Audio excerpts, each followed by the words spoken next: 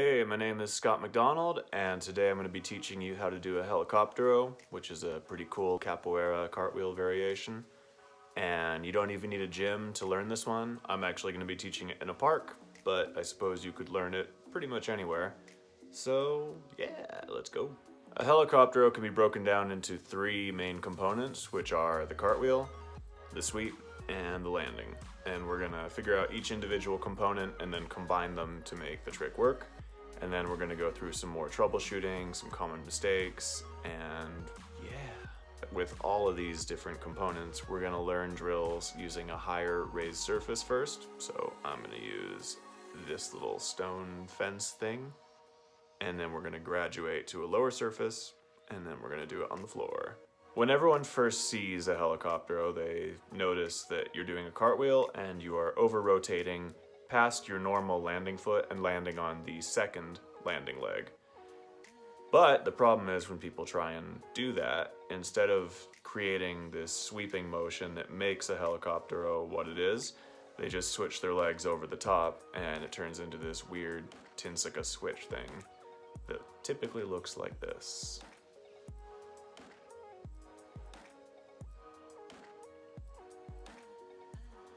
Don't do that. I would really recommend stretching out your bridge, your adductors, and most particularly your obliques. Your obliques before you start. So do some side bending, do some twisting, swing your legs around a bit, and then let's move on to the drills. While we're on the subject of stretching, a lot of people think that you have to be super flexible to actually do this trick. Lies. You don't, but it's gonna make your life a lot easier if you are. So go stretch. Why wouldn't you stretch? It's good for you.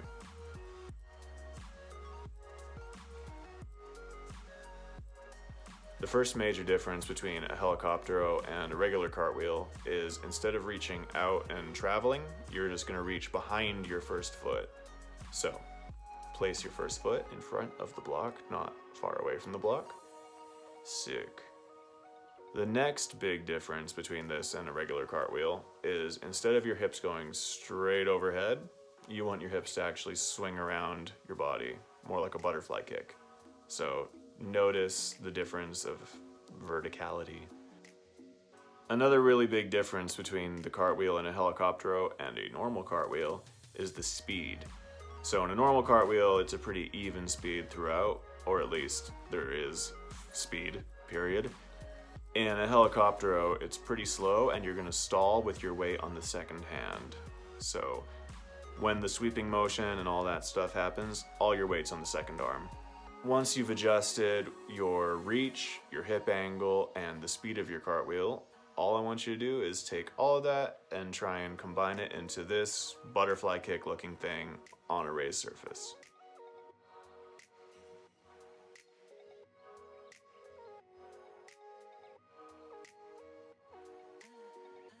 There are two crucial things that go into the sweep.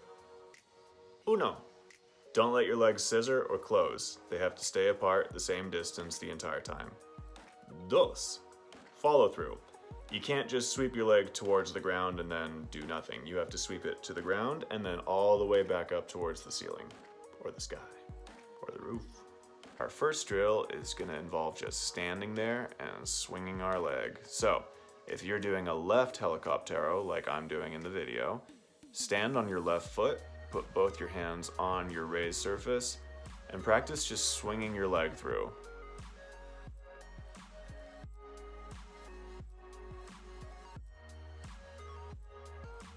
So even though the cartwheel is very slow, the sweep is very fast and violent, especially at first. So, don't just move your legs through space. Sweep really hard, really fast. A really great drill for developing the sweeping motion is just to get into a straddled headstand and keep your legs as far apart as they comfortably, naturally will sit, and then just sweep your legs back and forth like you see in the video. I got this one off Cody Jones, and I think it is probably the best way to feel how your hips need to move with one another for that sweep to work. You don't want to close your legs at all. So as you can see here, this is a sweep, and this is a scissor. Avoid this, don't do this. When you're sweeping, don't simply move your foot past the ground. Sweep it really, really, really hard past the ground and really, really, really close to the ground. So I can actually see my foot pass in front of my eyes when I'm doing the sweep. If you can't, it's probably not a flexibility issue, it's probably a you're not sweeping low enough issue. So, to test and see if you actually can sweep low enough, here's a great fun drill. Get a target, and in this case I actually just used a headspin beanie, but you just want something that you can kick without worrying like, is this gonna hurt my foot? And don't just kick to the beanie. You want to sweep all the way through it and back up towards the ceiling. So a good analogy for this is when people learn to break boards or bricks or whatever they are breaking in martial arts, most people mess it up because at first they think, okay, this is the target. Let's say my cheek is the target. Instead of punching to the target, because then all your energy finishes right here, you want to punch through the target, and that's how you wind up breaking a board. In this case, it's also how you wind up sweeping properly. With this whole target thing, it doesn't matter if you actually kick the target or not, it just matters that you swing your leg low enough that you could kick the target. Once this sweeping motion makes sense, just stand in front of the block, jump up, and try and sweep your legs through so you land facing away from the block. And if you're going left and sweeping your right leg, you're gonna land on your left foot.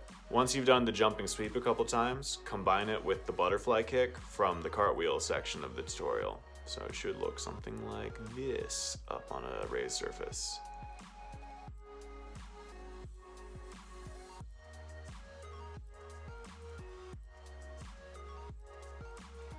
Make sure all your weight is in your second hand when you're doing the sweep.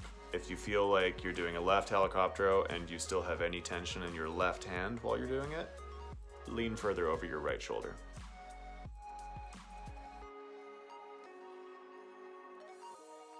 The landing is probably the trickiest part of the move. The landing looks pretty much the same as reverse ow, and you can pivot out of it, you can simply step out of it, whatever your personal preference is, there is no right or wrong, but it's a reverse ow. The landing is a reverse ow. I can't emphasize this enough. Go learn a reverse ow if you're having trouble with the landing. It's the same thing. Fundamentally, the landing is just not gonna work in this trick if you bend at the waist. So keep your hips pushed forwards, arch your back, try not to look down your body for the floor, just keep your head snooty and back like a show horse or something. And try and pretend like you know when the floor is coming.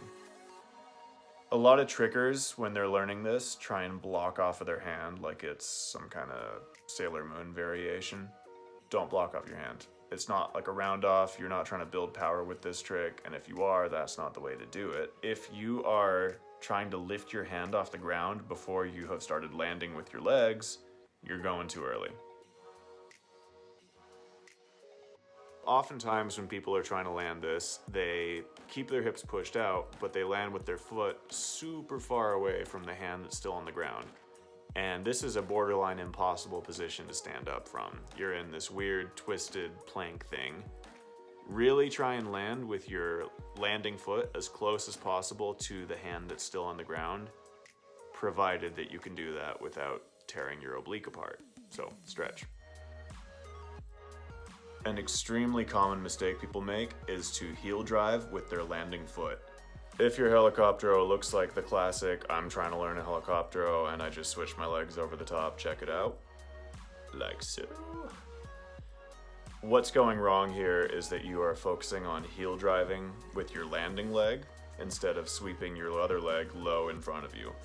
And if you do the sweep properly, it's gonna just place you onto that landing foot. But if you try and focus on, oh, I have to do this cartwheel and I know I have to switch which leg I land on, it's not gonna go well. So put all your effort into sweeping the leg, not into landing.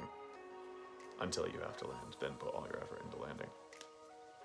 Don't rush into this trick. If you're cartwheeling super aggressively into this and it looks kind of like so,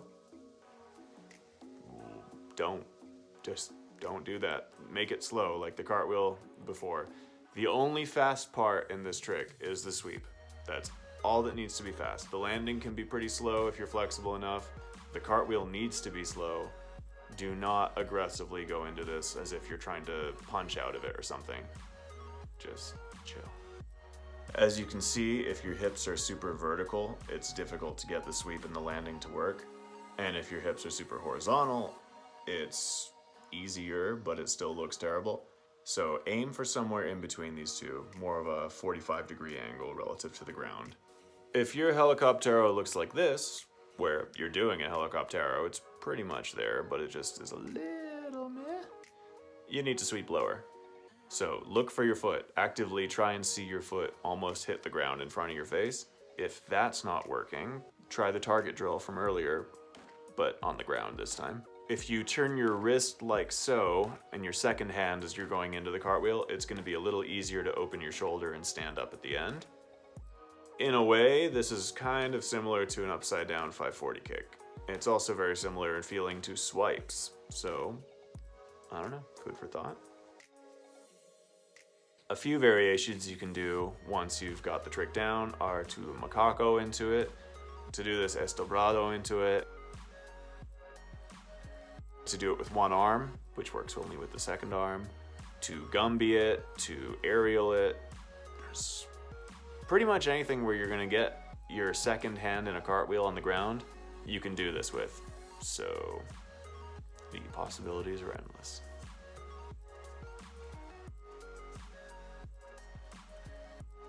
Alright, I think that about does it for my tutorial. So, if you enjoyed, please like, subscribe, share it with your friends who want to learn.